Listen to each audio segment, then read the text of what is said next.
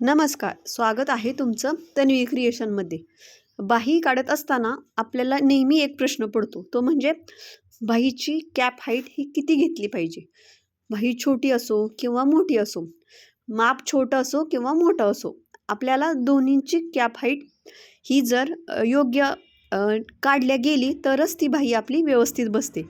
नाहीतर आपण काय करतो की दोन्हींसाठी एकच फॉर्म्युला यूज करतो. म्हणजे आपण छोट्या बाहीसाठी पण तीच आणि मोठी बाही असेल तर तोच फॉर्म्युला यूज करतो. त्यामुळं होतं काय की आपली छोटी बाही तर व्यवस्थित बसते, पण मोठी बाही ज्यावेळेस आपण तयार करतो त्यावेळेस तिथे अशा चुन्या पडतात. तर त्या चुन्या का पडतात, तर याचं सोल्युशन तुम्हाला या व्हिडिओमध्ये मिळणार आहे. तर व्हिडिओ तुम्ही स्किप न करता शेवटपर्यंत पहा, तरच तुम्हाला ते समजणार आहे. चला तर मग पाहूया की आपण या व्हिडिओमध्ये पाहूया की कॅप हाईट किती ठेवली पाहिजे आणि ते कसं फॉर्म्युला काढला पाहिजे. याच्यासाठी मी ही पाठीमागची साईडचा पॅटर्न घेतलेला आहे. तिरकसंतर अशा पद्धतीनं, मुंड्याचं तिरकसंतर अशा पद्धतीनं मोजायचे. या कोपऱ्यावरपासून ते या कोपऱ्यापर्यंत असा टेप ठेवायचा.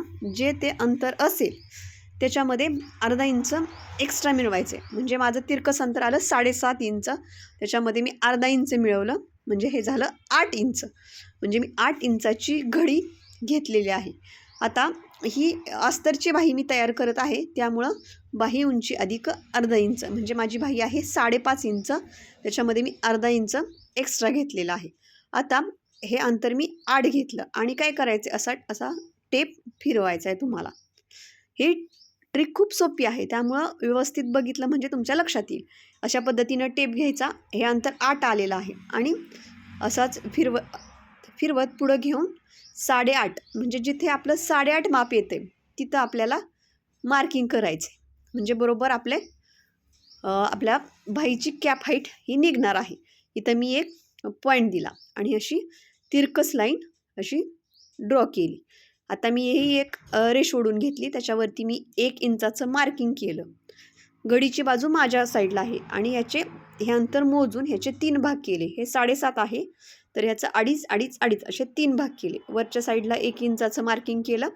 तसंच जे मी 3 भाग केले होते ते वरून अर्धा इंच आणि खालून अर्धा इंच असं मार्किंग केलं आणि हा असा आकार दिला.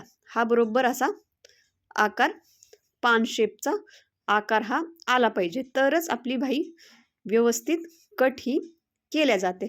आता आपला दंडघेर आहे 6 इंच, अधिक त्याच्यामध्ये मी 1.5 इंच मिळवलं, 7.5 इंच असं मार्किंग करून घेतलं.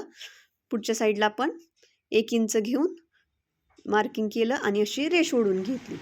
तर तुम्हाला लक्षात आलं असेल की जरी तुम्ही सुरुवातीला शिकत असला आणि तुम्ही हा फॉर्म्युला यूज करून बाहीचं कटिंग केलं तर तुमची बाही ही योग्य पद्धतीनं कट केल्या जाणार आहे आणि तुमचं परफेक्ट फिटिंग हे बसणार आहे. अशा पद्धतीनं हे कट करून घ्यायचं. पाठीमागचा आणि पुढचा भाग दोन्हीही एकत्र याच्यामध्ये आपण अशा पद्धतीनं पुढचा भाग कट करून घेणार आहोत. ही झाली आपली बाही तयार. व्हिडिओ आवडल्यास व्हिडिओला लाईक करा, शेअर करा, सबस्क्राईब करा आणि बेल आयकन प्रेस करायला विसरू नका, जेणेकरून नवीन व्हिडिओ आला की त्याचं नोटिफिकेशन तुम्हाला मिळेल. व्हिडिओ पूर्णपणे बघितल्याबद्दल धन्यवाद.